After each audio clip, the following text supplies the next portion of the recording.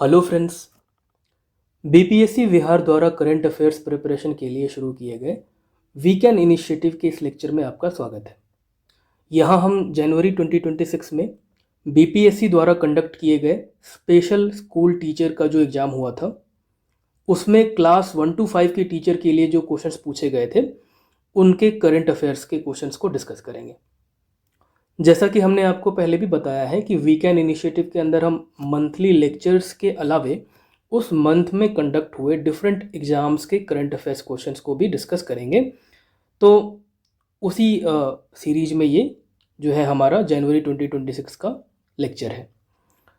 आज की इस क्लास में आपको एक क्लासिक क्वेश्चन भी देखने को मिलेगा जिससे आप समझ पाएंगे कि क्यों मैं आपको बार बार ये कहता हूँ कि जो रीसेंट एग्ज़ाम्स कंडक्ट होते हैं उनके हमको क्वेश्चंस, करंट अफेयर्स के भी क्वेश्चंस उनको हमको सॉल्व करना चाहिए। करंट अफेयर्स के क्वेश्चंस भी क्यों इंपॉर्टेंट है रीसेंट एग्जाम्स के, वो आपको देखने को मिलेगा, समझने को मिलेगा। एक क्वेश्चन आपको क्लासिक केस के तौर पे आपको देखने को मिलेगा। ठीक है, तो चलिए शुरू करते हैं। जैसा कि मैंने आपको बताया, ये एग्ज़ाम जो है बीपीएससी द्वारा कंडक्ट हुआ था और vacancy number 42/25 special school teacher का एग्ज़ाम था जो कि 29 जनवरी 29 जनवरी 2026 को कंडक्ट हुआ। जो पहला शिफ्ट था उसमें क्लास 1 to 5 के टीचर्स के लिए पेपर हुआ था और एक पेपर में 150 सवाल पूछे गए थे। 150 में से जो 30 सवाल थे वो लैंग्वेज से संबंधित थे, इंग्लिश, हिंदी, बांग्ला, ये जो उर्दू भाषा जो होती है ना, उससे संबंधित सवाल थे 30 सवाल। और बाकी 120 क्वेश्चंस जो हैं वो अलग, इसके अलावा जो थे वो जीएस के क्वेश्चंस थे। इसमें सारे सब्जेक्ट्स इंक्लूडेड हैं। ठीक है, मैथ्स, रीजनिंग वगैरह भी इसी में इंक्लूडेड है। तो यहाँ से हमने 16 क्वेश्चंस पाया करंट अफेयर्स का। ठीक है, 16 क्वेश्चंस करंट अफेयर्स का पूछे गए थे।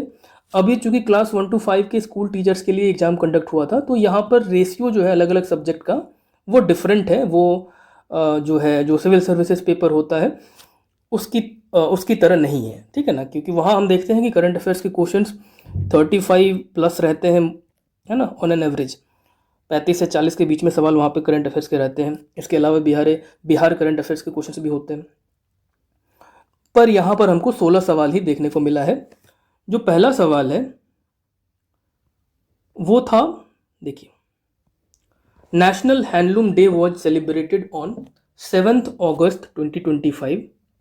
When did it start in India. आपको एक चीज़ ध्यान रखना है इस पूरी क्लास के दौरान कि ये एग्ज़ाम 29 जनवरी को कंडक्ट हुआ है। ठीक है ना, तो इसको रेफरेंस के तौर पर यूज करेंगे हम इस क्लास में। जनवरी 2026 में एग्ज़ाम कंडक्ट हुआ है और ये पेपर, ये जो क्वेश्चन है ये आप देख सकते हैं अगस्त से पूछा गया है। यानी जो सिविल सर्विसेज का जो पेपर हुआ था सितंबर में हुआ था, बीपीएससी का जो सिविल सर्विसेज का पेपर हुआ था सितंबर में, उससे पहले के क्वेश्चन हैं यहाँ पे। ठीक है, तो अगस्त में जो नेशनल हैंडलूम डे 2025 के अंदर मनाया गया है उसके बारे में सवाल पूछा गया है कि when did it start in India, उसकी शुरुआत कब हुई थी भारत में। और यहाँ पर ऑप्शन में है, option A in 2014, option B in 2015, option C in 2019, option D more than one, option in none of the above. जो टीचर्स के लिए एग्जाम्स होते हैं उनमें ऑप्शन ई भी रहता है और ऑप्शन डी और ई जो है वो फिक्स रहता है। डी में more than one of the above और E none of the above. इस तरह से 5 ऑप्शंस के क्वेश्चंस जो है वो सिविल सर्विसेज वाले पेपर में भी पहले हुआ करते थे, पर अब जो है वहाँ पर 4 ऑप्शन ही रहता है। 5 ऑप्शन वाली व्यवस्था जो है वो अब सिर्फ टीचर्स रिक्रूटमेंट एग्जाम्स में रह गया है, सिविल सर्विसेज में अब वो नहीं रहता है। ठीक है, चूँकि प्रोविजनल आंसर की बीपीएससी ने 19 फरवरी यानी कल ही रिलीज किया है, तो हम यहाँ पर जो आंसर्स देखेंगे वो प्रोविजनल आंसर की से ही देखेंगे। इसीलिए इस वीडियो को लाने में मैंने थोड़ा विलम्ब भी किया कि बीपीएससी का प्रोविजनल आंसर की आ चुका है अब, तो अब हम आराम से डिस्कस कर लेंगे। ठीक है ना, किसी आंसर को लेकर भी कोई कन्फ्यूजन नहीं रहेगा। तो यहाँ पर इस प्रश्न का उत्तर जो है वो आपको क्या लगता है। मैंने जिस तरह से आपको अपने वीकेंड इनिशिएटिव के दौरान लेक्चर्स के थ्रू आपको ये समझाया है कि इस तरह की चीज़ें जो है, कोई स्कीम है गवर्नमेंट का या कोई इस तरह का दिवस मनाया जा रहा है, इस तरह से सवाल तब पूछा जाता है कि उसकी शुरुआत कब हुई थी आमतौर पर तब पूछा जाता है जब उसका कोई ऐसा एनिवर्सरी हो, 5 के मल्टीपल में कोई एनिवर्सरी हो, 5th एनिवर्सरी हो, 10th एनिवर्सरी हो, इस तरह की चीज़ें जब होती है ना, 5 साल 10 साल किसी स्कीम को, किसी योजना को जब हो जाता है, तो उसके ईयर से संबंधित सवाल पूछ लिया जाता है। इसलिए हम जो मंथली लेक्चर्स देखते हैं उसमें आपको मैं वो भी बताते चलता हूँ कि जैसे अभी 2026 है, तो 2025 में जो चीज़ें उससे 5 साल पहले या 10 साल पहले जो चीज़ें हुई थी वो इम्पॉर्टेंट हो जाती हैं। अब उस आधार पर अगर आप इस क्वेश्चन को सॉल्व करने चले, तो आपको अगर न भी पता हो इसका आंसर, तो भी आप 2015 को टिक करते हैं, क्योंकि 2025 के बारे में यहाँ पे पूछा जा रहा है। 2025 में जब मनाया गया, तो यहाँ पूछा जा रहा है कि इसकी शुरुआत कब हुई थी, तो आप यहाँ पर 2015 वैसे भी टिक कर सकते थे अगर आपको न भी पता होता। सिर्फ इस बेसिस पर कि हम देख रहे हैं कि 5 साल 10 साल 15 साल 20 साल इस पर सवाल पूछे जाते हैं। जब भी किसी चीज़ को इतने साल होते हैं, तो 100 साल होता है, 150 साल होता है, 200 साल होता है, तो वो चीज़ें जो उस वक्त हिस्ट्री में घटी थी वो इम्पोर्टेंट हो जाती हैं।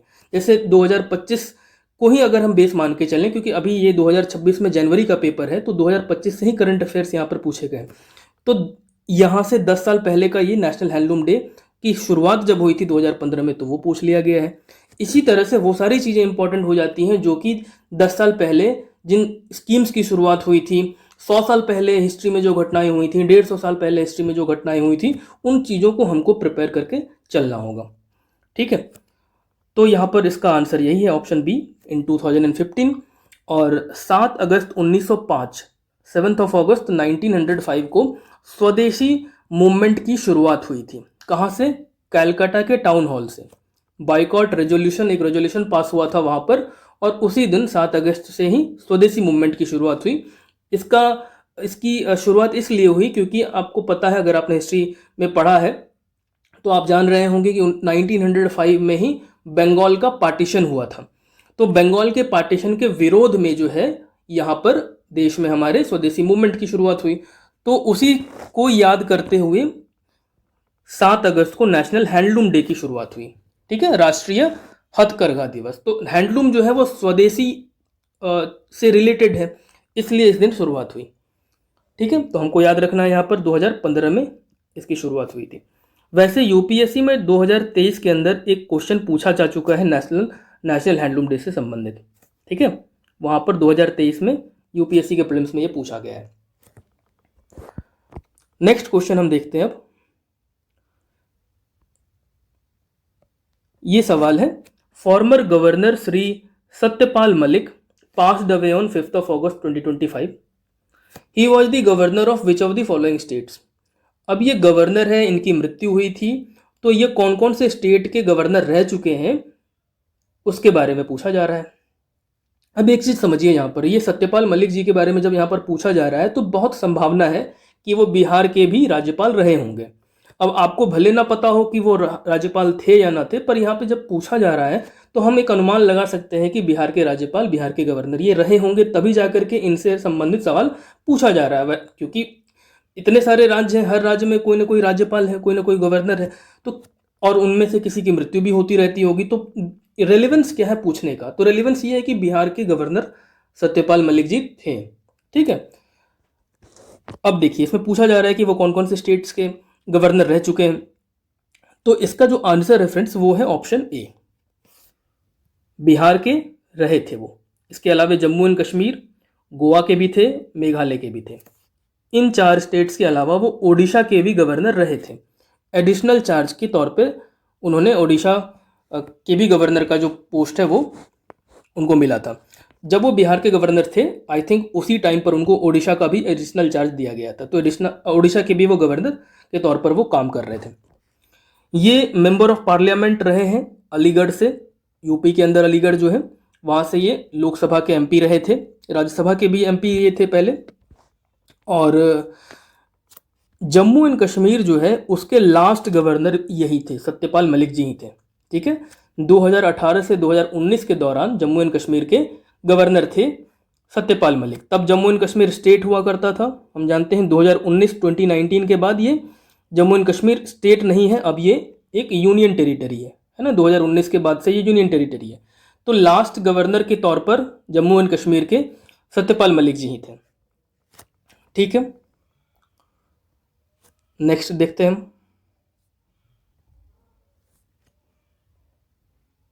चलिए, नेक्स्ट क्वेश्चन पूछा गया है, match list 1 with list 2 regarding important posts and women officials in India. महिलाओं के नाम दिए हुए हैं और वो किस पद पे हैं वो पूछा जा रहा है हमसे। 2 लिस्ट दी हुई है यहाँ पर। अब देखिए, यहाँ पर जो सबसे पहला पोस्ट है वो है प्रेसिडेंट ऑफ इंडिया का, तो सबको पता होगा, श्रीमती द्रौपदी मुर्मू जी हैं, है ना, ए का 3। अब इस हिसाब से अगर हम देखें यहाँ पर,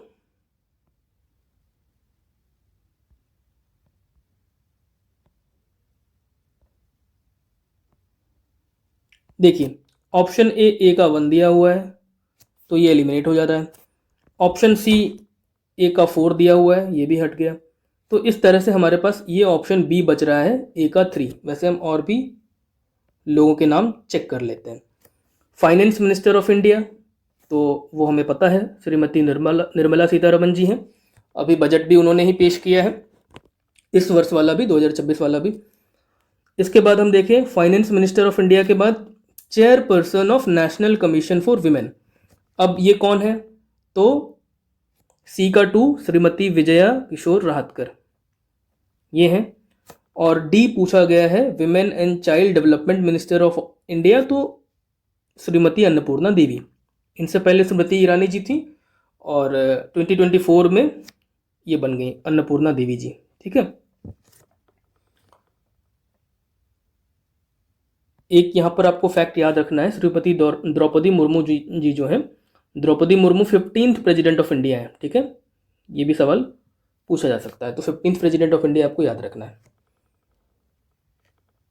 आगे बढ़ते हैं। नेक्स्ट क्वेश्चन है, who among the following is the writer who won the international Booker prize for the short story collection Heart Lamp. Heart Lamp किताब के लिए इंटरनेशनल बुकर प्राइज किन को मिला है? तो इसका आंसर क्या हो जाएगा? बानो मुश्ताक और दीपा भस्ती। हमको इस तरह के अवार्ड्स एंड प्राइजेज जरूर कवर करने हैं और वीकेंड इनिशिएटिव के अंदर हम कवर भी करते हैं। देखिए, नवंबर वाली वीडियो अगर आपने देखी है, नवंबर के लेक्चर में हमने डिस्कस किया था बुकर प्राइज को, इंटरनेशनल बुकर प्राइज को। उस वक्त बुकर प्राइज अनाउंस हुआ था, तो बुकर प्राइज को हमने देखा था, डेविड जाले को फ्लैश बुक के लिए मिला था, और हमने वहीं पर इंटरनेशनल बुकर प्राइज को भी डिस्कस कर लिया था, जो कि मिला था बानो मुश्ताक को हार्ट लैम्प बुक के लिए। ट्रांसलेटर इस बुक की कौन है? दीपा भस्ती। ठीक है, हमने उस लेक्चर में बुकर प्राइज और इंटरनेशनल बुकर प्राइज के डिफरेंस को भी डिस्कस किया था कि क्या है दोनों के बीच अंतर। तो अगर आपने नहीं देखा है वो वीडियो, तो वो वीडियो यूट्यूब पे भी है, आप देख सकते हैं। और वैसे वीकेंड इनिशिएटिव के अंदर नवंबर का जो लेक्चर है वो उसमें आपको मिल जाएगा। ठीक है,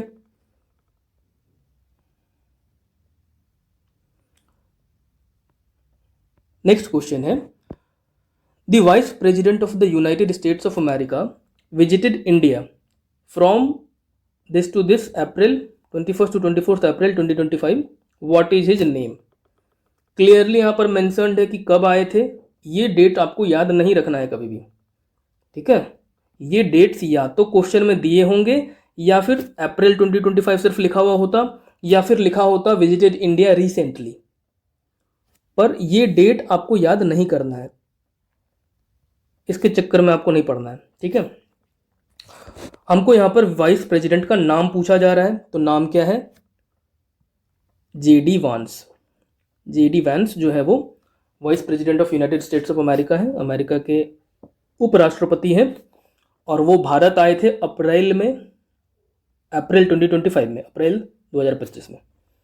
ठीक है, तो हमको याद रखना है, जब भी किसी देश के हेड ऑफ द स्टेट आते हैं, प्रेसिडेंट आते हैं, वाइस प्रेसिडेंट आते हैं, या प्राइम मिनिस्टर आते हैं, या कभी कभी जो पॉपुलर कंट्रीज़ हैं, जो फेमस कंट्रीज़ हैं, या जो डेवलप्ड कंट्रीज हैं, उनके अगर मिनिस्टर्स भी आ रहे हैं तो भी उनके नाम हमको याद होने चाहिए। ठीक है, नेक्स्ट क्वेश्चन है, Opal Suchata Chuangsri who won the Miss World award in the 72nd Miss World contest held in Hyderabad is from which country? Suchata Chuangsri जिनको मिस वर्ल्ड अवार्ड मिला था 72nd मिस वर्ल्ड कॉन्टेस्ट में, जो कि कहाँ हुआ था? इंडिया के ही अंदर, हैदराबाद में हुआ था। तो मिस वर्ल्ड जो सुजाता चुआंगसरी हैं वो किस देश से बिलोंग करती है? तो इसका आंसर क्या हो जाएगा? इसका आंसर होगा ए थाईलैंड। ठीक है।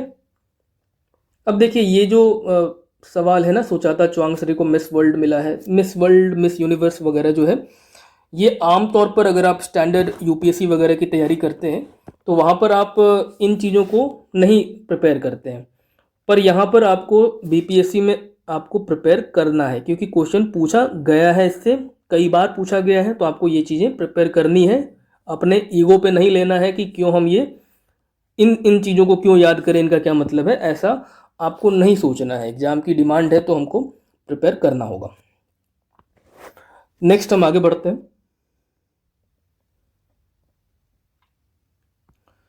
In the monsoon session 2025 of the Indian Parliament, views were raised on the names removed from the voter list of Bihar. 2025 का जो मॉनसून सेशन हुआ था उसमें हम जानते हैं पार्लियामेंट के अंदर काफ़ी ज़्यादा ये बिहार के अंदर जो वोटर लिस्ट के ऊपर जो है कुछ कंट्रोवर्सी चल रही थी। इलेक्शन भी था और इलेक्शन से पहले काफ़ी कंट्रोवर्सी हो रही थी। पूछा जा रहा है this is related to which process of Election Commission of India. Election Commission का इनमें से कौन सा प्रोसेस है जिसकी वजह से ये न्यूज़ में था? तो आपने ये स्पेशल इंटेंसिव रिवीजन SIR के बारे में सुना होगा, काफ़ी न्यूज़ में था ये। अभी भी कई स्टेट्स में हो रहा है ये, जहाँ जहाँ इलेक्शंस होने वाले हैं उससे पहले ये करवाया जा रहा है। तो पॉपुलर ये था, आपको पता होगा। ठीक है, तो नेक्स्ट हम देखते हैं। अब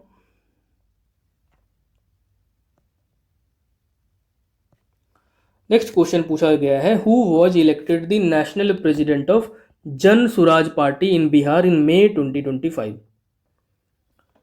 जन स्वराज पार्टी के नेशनल प्रेसिडेंट के तौर पर किनको इलेक्ट किया गया? तो इसका आंसर है ऑप्शन ए, श्री उदय सिंह। अब पता नहीं क्वेश्चन बनाने वाले का क्या वो थॉट प्रोसेस था इस सवाल को बनाने के पीछे।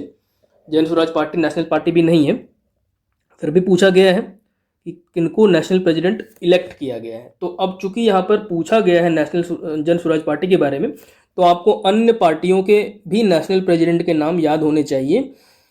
और अगर कोई नया नेशनल प्रेसिडेंट किसी पार्टी का इलेक्ट हो रहा है तो उसके बारे में तो आपको पता होना ही चाहिए। ठीक है, खासकर कम से कम पॉपुलर पार्टी जो होती हैं उनके बारे में आपको याद होना चाहिए। इंडियन नेशनल कांग्रेस है, भारतीय जनता पार्टी है, बिहार के अंदर जनता दल यूनाइटेड है, राष्ट्रीय जनता दल है, इनके आपको नेशनल प्रेसिडेंट के नाम याद होने चाहिए। और अगर कोई नया अपॉइंट हो रहा है या इलेक्ट हो रहा है, अपॉइंट नहीं इलेक्ट ही होता है, इलेक्शन का वो इलेक्शन प्रोसेस होता है, उसमें इलेक्शन के थ्रू चुने जाते हैं। हालांकि वो कितना डेमोक्रेटिक प्रोसेस है वो क्वेश्चनेबल है, बट इलेक्शन होता है। ठीक है, नेक्स्ट क्वेश्चन है, Madhavpur fair in Gujarat 2025 is famous for which of the following. तो माधवपुर फेयर गुजरात के अंदर होता है, ये फैक्ट इन्होंने ही बता दिया है। वैसे अगर नहीं पता हो तो हमको याद कर लेना चाहिए, लिख लेना चाहिए। माधवपुर फेयर किस चीज़ के लिए फेमस है, यहाँ पर पूछा गया है। ठीक है, तो for a fusion of tradition and unity, फिर कह रहा है सिंबल ऑफ नेशनल इंटीग्रेशन, फिर कह रहा है बीइंग अ लार्जेस्ट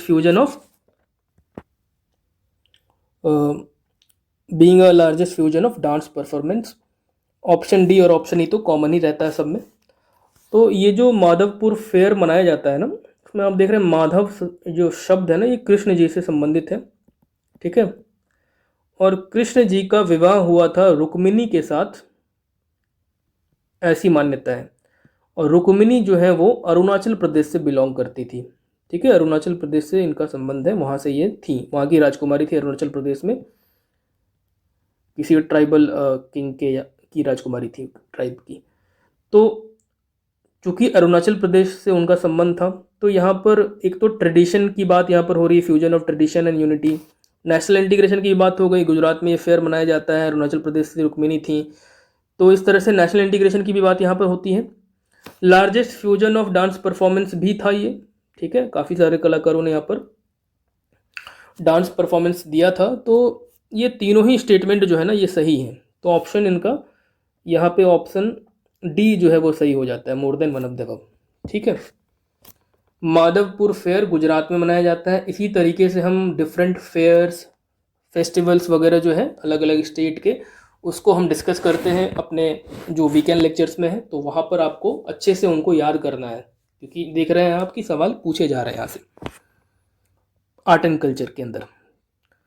अब एक सवाल बजट के ऊपर है, which of the following is the main quality of the Indian budget 2025।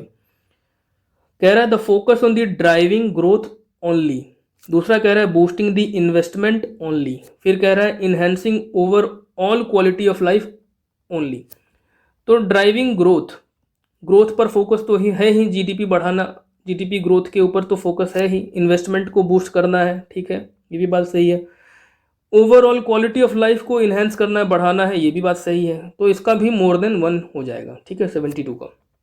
इस सवाल का इंडियन बजट 2025 का मेन क्वालिटी क्या था, तो मेन क्वालिटी ये तीनों ही क्वालिटीज थे। अच्छा, कई बार ये भी कंट्रोवर्सी रहती है बीपीएससी के सवालों में कि जब वो मेन पूछ लेते हैं ना, तो अब वो मेन पूछ लेते हैं, कभी यहाँ पर आपको मेजर वर्ड देखने को मिल जाता है, तो कई बार बीपीएससी का अपना इंटरप्रिटेशन रहता है, कई बार वो एक ऑप्शन को भी सही मानती है, कई बार एक से ज़्यादा को भी सही मान लेती है। तो यहाँ पर चूंकि मेन पूछा गया है, तो कुछ लोग ये भी कहेंगे कि फिर इन तीनों में से जो एक जो सबसे ज़्यादा इंपॉर्टेंट हो उसको मेन कहा जा सकता है, या मेजर अगर इस तरह के वर्ड्स हो। पर चूंकि यहाँ पर बीपीएससी ने प्रोविजनल आंसर की में खुद ही ऑप्शन डी को माना है, तो हमको बीपीएससी के इंटरप्रिटेशन को ही सही मान के चलना है। नेक्स्ट क्वेश्चन है, which of the following countries has elected all of its जजेज इन जून 2025। अपने देश के सारे जज का इलेक्शन हुआ है उनका, ऐसा किस देश में हुआ है? ऑप्शन यहाँ पर मेक्सिको है, क्यूबा है, Costa Rica and Dominican Republic है। तो कौन सा देश है इसमें से? तो मेक्सिको है, ठीक है। अब एक चीज देखिए, यहाँ पर आपको वीकेंड इनिशिएटिव के अंदर फर्स्ट करके एक सेक्शन जो है वो देखने को मिलता है। तो जब आप वीकेंड के लेक्चर को फॉलो करते हैं, तो जो फर्स्ट वाला सेक्शन होता है उसको बड़े ध्यान से आपको देखना है और बहुत अच्छे से उसको तैयार करना है, क्योंकि देखिए इस वाले पेपर में भी आपको ये सवाल पूछा जो गया है ना, ये इसीलिए पूछा गया है क्योंकि पहली बार ऐसा हुआ है दुनिया में किसी भी देश में कि वहाँ के सारे जो जज होते हैं उनका इलेक्शन हो रहा हो, पहली बार ऐसा हुआ है। आमतौर पर ऐसा नहीं होता है, जजेज का इलेक्शन जो है वो देखने को नहीं मिलता है, पर यहाँ पे हमको देखने को मिल रहा है मेक्सिको के अंदर। मेक्सिको में जो है वहाँ के कॉन्स्टिट्यूशन में कुछ बदलाव हुए, जिसकी वजह से अब वहाँ पर जो है पॉपुलर इलेक्शन के थ्रू, पॉपुलर इलेक्शन का मतलब पीपल के द्वारा इलेक्शन, यहाँ पॉपुलर का मतलब पीपल, लोगों के द्वारा इलेक्शन हो रहा है ऑफ ऑल जजेज, फेडरल लेवल पे भी और लोकल लेवल पे भी, ठीक है, दोनों लेवल पर। पहला फेज जून 2025 में फर्स्ट फेज ऑफ इलेक्शन हुआ था, सेकंड फेज 2027 में हुआ था। तो जून 2025 में जो कि ये जो इलेक्शन है ये पहला फेज था, तो मेक्सिको के अंदर हुआ है, आपको याद रखना है। फर्स्ट कंट्री था ये, इसलिए पूछा भी गया है, हालांकि क्वेश्चन में मेंशन्ड नहीं है फर्स्ट, पर ये पूछा इसलिए गया है क्योंकि पहली बार हुआ था। देख लीजिए इस वाले पेपर में भी कोई ऐसा पेपर, मुश्किल से ही कोई आपको ऐसा पेपर मिलेगा जहाँ पर फर्स्ट से कोई सवाल ना हो, इसलिए इस पर इतना इंपॉर्टेंस देते हैं हम लोग इस लेक्चर सीरीज में जो वीकेंड के अंदर है। नेक्स्ट देखिए, ये क्वेश्चन जो है 85th session of All India presiding officers conference was held in which of the following places during January 2025। जनवरी 2025 के अंदर, अब देखिए एग्जाम हो रहा है जनवरी 2026 में, और ये सवाल कहाँ से पूछा गया है? जनवरी 2025 से, एक साल पहले का। तो कहाँ पे ये हुआ था ऑर्गेनाइज? इसका आंसर हो जाएगा आपको ऑप्शन ए है in Bombay, option B in Shimla, option C in Patna. अब यहाँ पर एक चीज़ और आप गेस कर सकते हैं कि हो सकता है कि ये सवाल इसलिए पूछा गया हो क्योंकि वो बिहार में वो इवेंट हुआ होगा, और वही बात यहाँ पर है भी सही, ठीक है। अगर गेस करना हो तो आप पटना को यहाँ पर गेस कर सकते हैं, और पटना वैसे भी यहाँ पर सही है, ठीक है। पटना में ही ऑल इंडिया प्रिजाइडिंग ऑफिसर्स का कॉन्फ्रेंस हुआ था। प्रिजाइडिंग ऑफिसर कॉन्फ्रेंस का मतलब यहाँ पर होता है कि जो अध्यक्ष होते हैं ना असेंबलीज के, विधानसभा के अध्यक्ष या जो पार्लियामेंट है हमारा जैसे लोकसभा, उसके अध्यक्ष, तो प्रिजाइडिंग ऑफिसर्स का कॉन्फ्रेंस होता है। और इसको जो है, ये जो प्रिजाइडिंग ऑफिसर का कॉन्फ्रेंस होता है ना,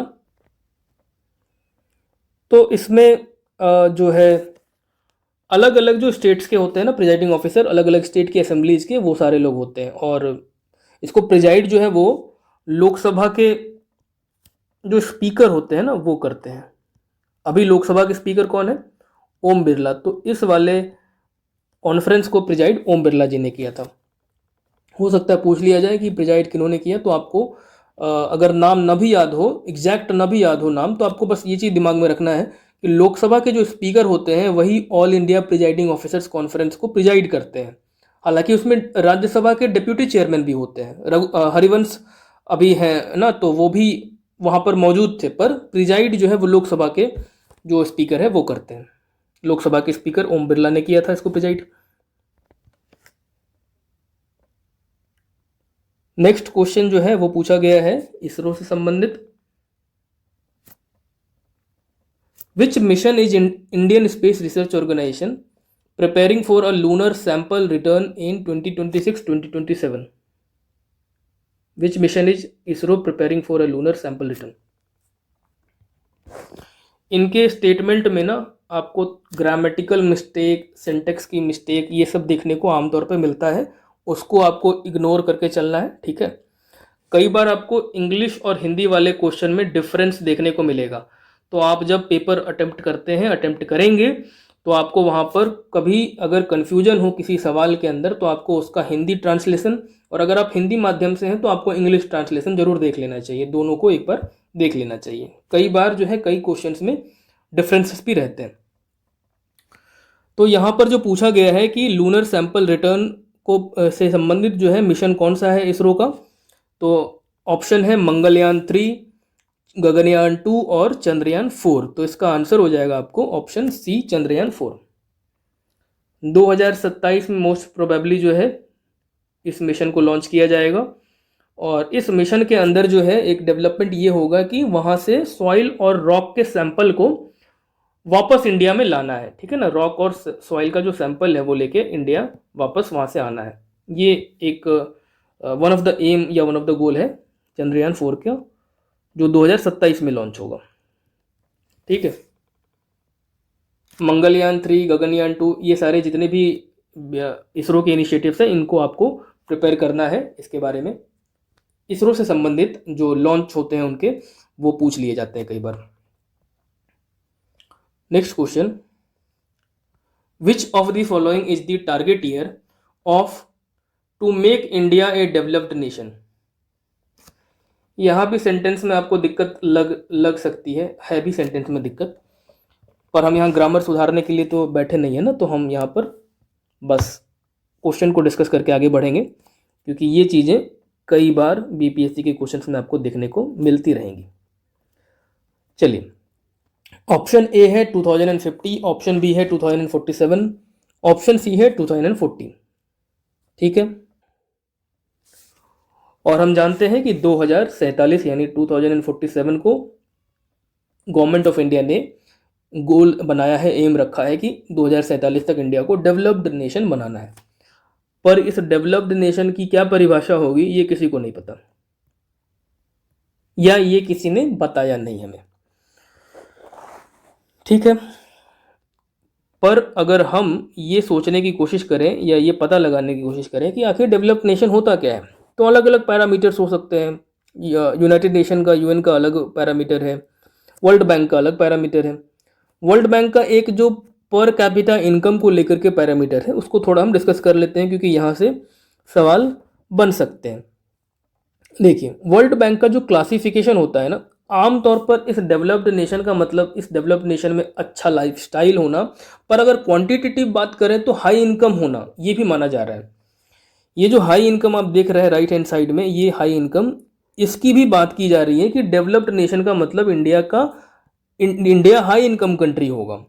हाई इनकम कंट्री को ही डेवलप्ड कंट्री माना जाता है। वैसे भी कोई लीगल डेफिनेशन डेवलप्ड नेशन का नहीं है, या कोई एक इंटरनेशनल डेफिनेशन भी डेवलप्ड नेशन का नहीं है। तो ऐसे में आप किसको मानेंगे, क्या मानेंगे कि डेवलप्ड नेशन किसको कहा जाए? तो आमतौर पर हाई इनकम जो है उसको एक पैरामीटर बनाया जाता है। तो चलिए हम देखते हैं कि वर्ल्ड बैंक का जो क्लासिफिकेशन है उसमें हाई इनकम, उसमें जो अलग अलग तरह की क्लासिफिकेशन है वो क्या है। सबसे पहले तो आप ये समझ लीजिए कि ये gross national income per capita के ऊपर बेस्ड है, ठीक है, per capita gross national income. Economy का टर्म है, आप इसको जाकर समझिएगा कि ये क्या है। अगर आप इकोनॉमी जब पढ़ेंगे तो वहाँ पर आपको ये जीडीपी क्या होता है, ग्रॉस नेशनल इनकम क्या होता है, नेट नेशनल इनकम क्या होता है, ये सब चीज़ें आपको समझना है।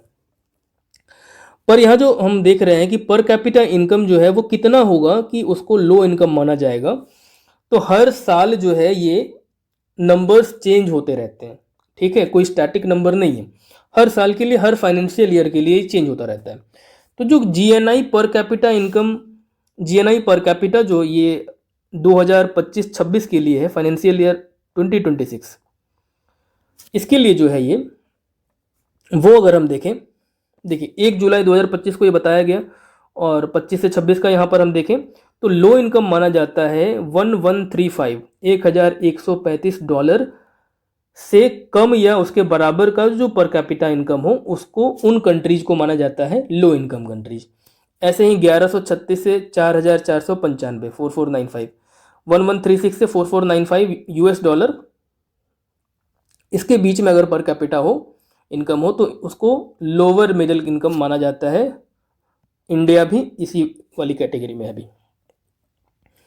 अपर मिडिल इनकम किसको माना जाता है? 4496 टू 13935, 4496 से 13935 यूएस डॉलर पर कैपिटा अगर हो इनकम, तो अपर मिडिल इनकम कंट्रीज माना जाता है। और हाई इनकम कंट्रीज माना जाता है उनको जहां पर $13,935 से ज़्यादा का जीएनआई पर कैपिटा हो, ठीक है। तो इंडिया कहाँ है? इंडिया लोअर मिडिल इनकम वाले इस कैटेगरी में आता है। अगर हम इंडिया के पड़ोसी देशों की बात करें तो लो इनकम कंट्री एक तो अफ़गानिस्तान है, लोअर मिडिल में इंडिया के साथ में पाकिस्तान है, भूटान है, बांग्लादेश है, नेपाल है, श्रीलंका है, म्यांमार है, और अपर मिडिल इनकम वाले में चाइना है, ठीक है। अपर मिडिल में चाइना है, वही जहाँ का रोबोट जो है अभी जो इंडिया एआई इम्पैक्ट समिट हो रहा है ना, AI impact summit new Delhi में, वहाँ आपने देखा कि कैसे चाइना का जो है रोबोट वो दिखाया गया, ये कहकर कि इंडिया का रोबोट है। एक यूनिवर्सिटी ने ऐसा किया। तो देख सकते हैं आप, China upper middle income country है, ठीक है, India lower middle income country है। तो अगर हमको कॉम्पीट ही करना है तो हमको चाइना से कॉम्पीट करना चाहिए, पर हम आमतौर पर पाकिस्तान से कॉम्पीट करते रहते हैं। इंडिया का अप्रॉक्स अगर हम जीएनआई की बात करें तो वो अभी जो है 2026 के समय में 3000 यूएस डॉलर के आसपास है, 3000 यूएस डॉलर के आसपास अभी है। और अनुमान लगाया जा रहा है कि 2030 तक ये 4000 हो जाएगा। और बहुत सारी न्यूज़पेपर्स वगैरह में ये चीज़ें छपी जब बजट और इकोनॉमिक सर्वे आया, तो उसके बाद की हम 2030 तक 4000 US dollar per capita income वाली कंट्री बन जाएंगे, और फिर हम अपर मिडिल इनकम में पहुंच जाएंगे जैसे हम 4000 को क्रॉस करेंगे। पर आप डेफिनेशन के हिसाब से देख रहे हैं यहाँ पर कि 4000 नहीं है, 4496 है, 4496 के ऊपर जो है वो अपर मिडिल इनकम कंट्री माना जाता है। और ये नंबर हर साल चेंज होता रहता है, हर साल ये बढ़ता जाता है, क्योंकि इन्फ्लेशन को भी तो कंसिडर करना पड़ेगा ना। आप देख रहे हैं यहाँ पर कि ये जो आप हाई इनकम कंट्रीज की बात करें तो ये 13935 US dollar per capita income के ऊपर वाली कंट्रीज हैं, ठीक, और ये अभी 13935 के ऊपर वाली कंट्रीज। तो इसी तरीके से नंबर्स जो है वो हर साल, और पहले 14005 यहाँ पर आप देख सकते हैं हाई इनकम कंट्रीज थी, तो आपको ये घटता हुआ दिख सकता है कि पहले ये 14000 के ऊपर वाली कंट्रीज जो है वो हाई इनकम थी, अभी ये 13935 पे आ गया है, स्लाइट डिक्रीज आपको देखने को मिल रहा है, ठीक है। पर ये आमतौर पे बढ़ता है, पर ये इस वर्ष 2026 के लिए घटा हुआ आपको दिख रहा है। इसके पीछे बहुत सारे कारण होते हैं। इकॉनमी जब आप पढ़ेंगे तो काफ़ी चीज़ें वहाँ पे आप समझेंगे कि कैसे ग्लोबल इन्फ्लेशन एडजस्टमेंट की वजह से ये बदलाव हो सकता है, ग्लोबल इकोनॉमिक चेंजेस बहुत सारी तरह की आती हैं उसकी वजह से, स्पेशल ड्राइंग राइट्स डिफ्लेटर होता है उसकी वजह से हो सकता है, करेंसी एक्सचेंज रेट के बदलाव की वजह से भी ये चीज़ें, ये नंबर्स चेंज हो सकते हैं। पर यहाँ हमको ये समझना है कि 4496 के ऊपर जब जाएंगे तब हम अपर मिडिल इनकम कंट्री बनेंगे, और वहाँ से रास्ता और बहुत लंबा है 13,935, उसके भी ऊपर, यानी अभी हम यहाँ 3000 पर हैं और यहाँ हमको 13,000 क्रॉस करना है, यानी अभी से 4 टाइम्स ज़्यादा की बात हो रही है, 5 टाइम्स ज़्यादा की बात हो रही है। तो क्योंकि फिर 2047 तक ये जो नंबर है ये भी तो चेंज होगा, ये भी तो बढ़ेगा फिर। तो इस तरीके से जब हम बात कर रहे हैं कि 2047 तक हम डेवलप्ड कंट्री हमें बनना है, ये हमारा गोल है, तो क्या हम हाई इनकम कंट्रीज में आ जाएंगे 2047 तक? क्वेश्चनेबल है ये, जिस रेट से हमारी इकॉनमी ग्रो कर रही है। देखते हैं। खैर ये तो इंडिया का गोल है 2047 तक, 2047 तक। अब ये नंबर रख लिया गया है क्योंकि 1947 में हमें आज़ादी मिली थी, तो सरकार ने 100 ईयर इसको इसमें प्लस 100 करके 2047 का एक गोल बना लिया है। ठीक है, चलिए हम आगे क्वेश्चन देखते हैं। अब ये जो क्वेश्चन है यहाँ पूछा जा रहा है नोबेल प्राइज के बारे में, ठीक। बट आपको यहाँ पर ध्यान रखना है कि ये नोबेल प्राइज 2024 का पूछा गया है, नोबेल प्राइज 2024। एग्जाम कब हो रहा है? एग्जाम हो रहा है 2026 के जनवरी में, और हम जानते हैं कि दिसंबर में नोबेल प्राइज अनाउंस हो जाता है, सॉरी दिया जाता है। तो 2025 के दिसंबर में ये नोबेल प्राइज दिया जा चुका है। 2025 के अक्टूबर में 2025 का नोबेल प्राइज डिक्लेयर हो चुका है, ठीक है। अक्टूबर के महीने में ही आमतौर पर नोबेल प्राइज को डिक्लेयर किया जाता है, और इसीलिए आप वीकेंड इनिशिएटिव के अंदर जो अक्टूबर मंथ का करंट अफेयर्स आप उसमें पढ़ रहे हैं तो उसमें आपको नोबेल प्राइज कवर किया गया है, वहाँ पर आपने देखा होगा अक्टूबर वाले मंथ में, क्योंकि अक्टूबर में ही हर साल ये डिक्लेयर होता है, दिसंबर के महीने में दिया जाता है। एग्ज़ाम जनवरी में हुआ है, फिर भी इन्होंने 2025 का नोबेल प्राइज नहीं 2024 का नोबेल प्राइज पूछा है। अब ये कैसे हो गया? ये ऐसे ही होता है कि कई बार जो क्वेश्चंस होते हैं वो पीछे के किसी एग्जाम के किसी क्वेश्चन से डिराइव हो जाते हैं। तो अगर पिछले एक साल में कहीं किसी क्वेश्चन पेपर में 2024 के नोबेल प्राइजेज को डिस्कस किया गया होगा, जाहिर सी बात है कि अक्टूबर 2025 के पहले जो भी एग्जाम कंडक्ट हुआ होगा उसमें 2024 का ही नोबेल प्राइज पूछा गया होगा।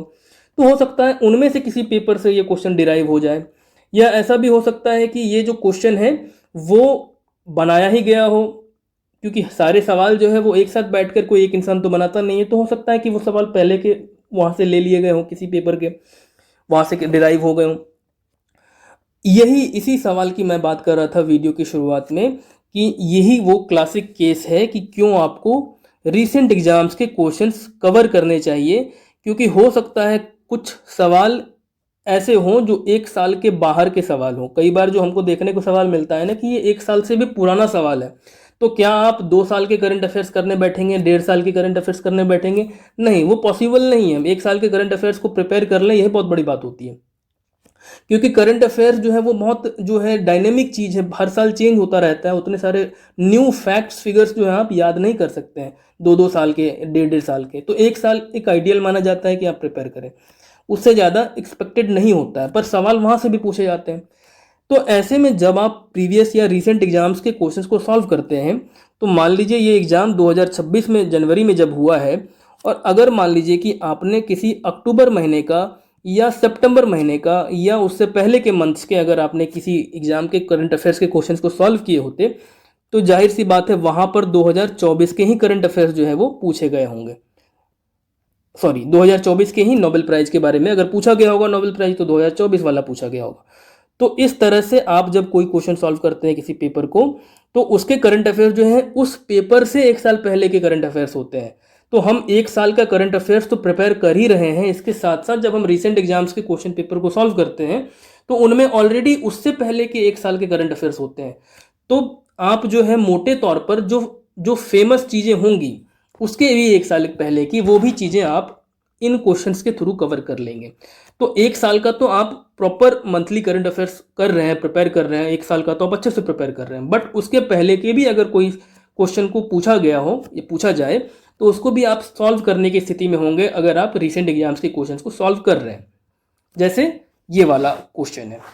अब अगर आपने अक्टूबर में, चूंकि इस साल का नोबेल प्राइज अक्टूबर में डिक्लेयर हुआ है, तो अब मान लीजिए अक्टूबर में डिक्लेयर हुआ, तो नवंबर में अगर कोई एग्जाम का क्वेश्चन पेपर, अगर नवंबर में कोई क्वेश्चन पेपर आया होगा, तो उसमें भी अक्टूबर के नोबेल प्राइज को नहीं पूछा गया होगा। इतना एक महीने पहले का डिक्लेयर हुआ है तो नहीं पूछा गया होगा, वहाँ भी ज़्यादा संभावना है कि 2024 वाला पूछा गया हो। तो अगर आपने नवंबर के एग्जाम्स के क्वेश्चन सॉल्व किए होते, रिसेंट एग्जाम्स के अक्टूबर के सॉल्व किए होते, तो जाहिर सी बात है वहाँ पर नोबेल प्राइज 2024 वाला डिस्कस हो रहा होता। और ये चूंकि एक फेमस टॉपिक है नोबेल प्राइज, तो ये मोस्टली एग्जाम्स में पूछे जाते हैं, तो आपने ये कवर किया होता अगर आपने वहाँ के एग्जाम्स के सॉल्व किए होते। इसलिए हम वीकेंड इनिशिएटिव के अंदर जो है रिसेंट जो भी एग्जाम्स होते हैं उनके करंट अफेयर्स को आपको तैयार करवाने का हमने सोचा, और आपको उसी सीरीज में ये वाला भी पेपर हम सॉल्व कर रहे हैं। ये बीपीएससी के द्वारा कंडक्ट किया गया पेपर है, इसके अलावे भी जो एग्जाम्स के पेपर है उनको भी हम सॉल्व करेंगे, ठीक है। तो अब आप ये समझ गए होंगे कि क्यों हमको रिसेंट एग्जाम्स के करंट अफेयर्स के क्वेश्चंस भी सॉल्व करने चाहिए, है ना। चलिए,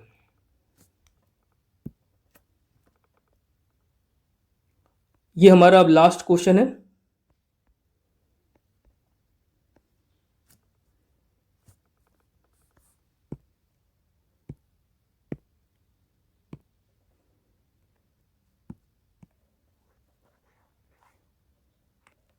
चलिए आगे बढ़ते हैं हम। 78 ये हमारा लास्ट क्वेश्चन है, और ये बिहार से संबंधित सवाल है। पूछा जा रहा है, what is the rank of Bihar in 7th Khelo India youth games 2025। Khelo India youth games 2025 में बिहार का रैंक क्या था? 25th, 15th या 10th? अब ये खेलो इंडिया यूथ गेम्स पहली बार बिहार में ऑर्गेनाइज हुआ था, तो यहाँ से क्वेश्चन तो पूछना बनता ही है। पहली बार बिहार में खेलो इंडिया यूथ गेम्स ऑर्गेनाइज हुआ था, मई 2025 के अंदर हुआ था। और बिहार में किन शहरों की बात करें, जिन शहरों में ये ऑर्गेनाइज हुआ था वो है पटना, राजगीर, गया, भागलपुर और बेगूसराय। इन सिटीज में ऑर्गेनाइज हुआ था, और बिहार का रैंक जो है वो 15th था, ठीक है। 7 गोल्ड बिहार ने जीते थे। और रैंक की बात करें हम, पहले नंबर पे कौन था, तो पहले नंबर पे महाराष्ट्र था विथ 58 गोल्ड्स। 58 गोल्ड और 58 स्वर्ण पदक के साथ महाराष्ट्र टॉप पे था, और बिहार 7 स्वर्ण पदकों के साथ 15वें रैंक पे था। ऑप्शन यहाँ पर बी है, ठीक है। तो इस तरह से हमने सारे क्वेश्चंस को, इस एग्जाम में जितने भी करंट अफेयर्स के क्वेश्चंस थे उनको डिस्कस कर लिया है। अभी के लिए फ़िलहाल इतना ही। धन्यवाद।